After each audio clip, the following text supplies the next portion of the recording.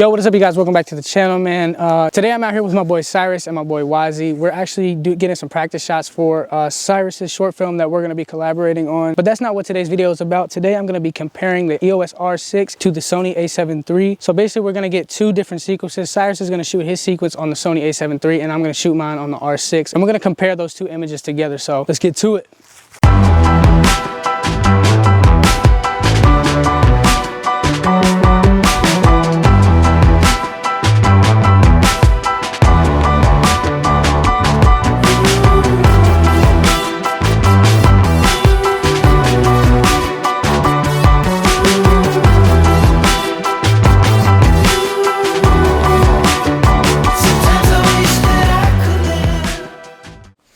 Alright, so before we get into this video for real this time, I'm going to run the sequences that me and Cyrus both created. I created mine on the EOS R6 and Cyrus created his on the Sony A7 III. So let's run those sequences right now.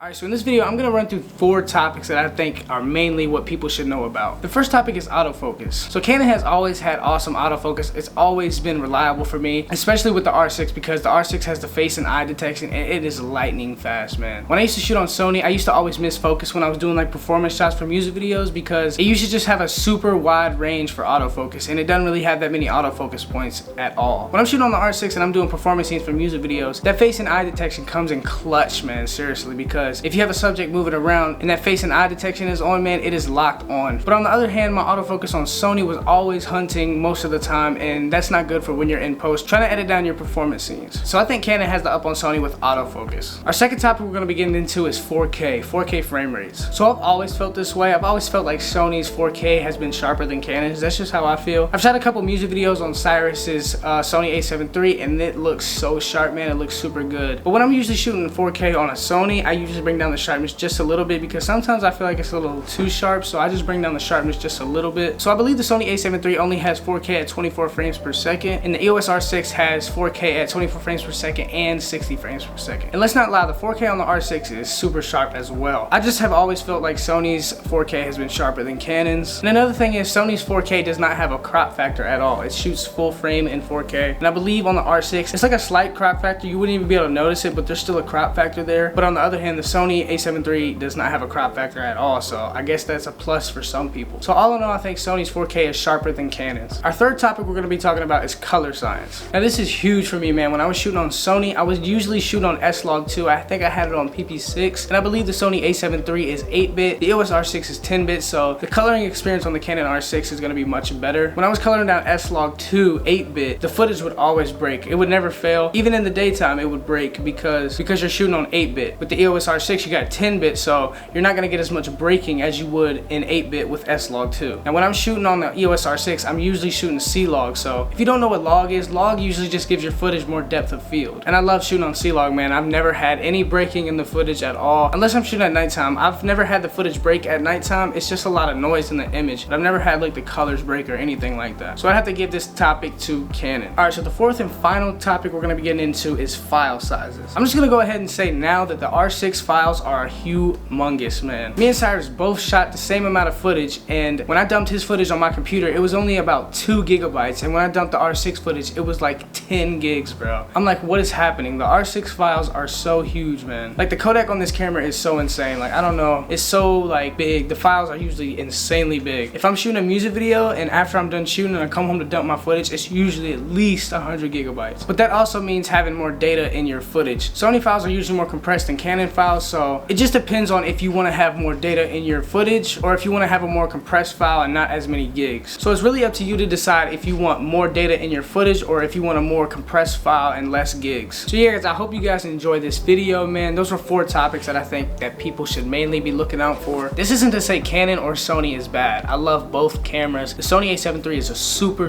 dope camera, and the R6 is a super dope camera. They just have their flaws and they have their good things. It's all about what you want and what you want to shoot with. One camera's not better than the other, so just remember that when it comes to you buying your camera. But yeah guys, that's it for this video, man. I'm super stoked for our short film. Make sure you guys stay tuned for our short film. We were just getting some practice scenes for that short film that day, so we're gonna start filming the short film really soon. We've been talking about shooting this short film since last year, so I'm super stoked we're finally getting to it. So make sure you guys stay tuned for Omen, and drop me a comment down in the comment section and let me know what is your favorite thing about Canon and what is your favorite thing about Sony, and some things you don't like about Sony or Canon. Make sure to click that notification bell to get notifications when I upload to this channel, and I'm out of here guys. Peace.